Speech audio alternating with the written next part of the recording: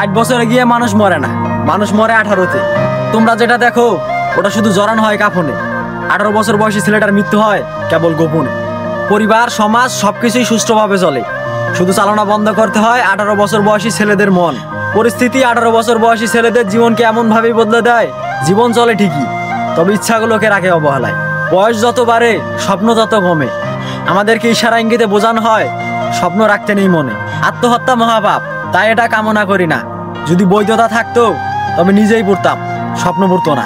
ধর্মে আত্মহত্যা যদি বৈধতা থাকতো তবে অনেক মানব 18-তেই কাফনে জড়াতো। আমরা 18 বছর বয়সী জনাব, আমাদের স্বপ্ন দেখতে মানা। এই হাস্যোজ্জ্বল দুনিয়া আমাদের পুরোটাই চেনা।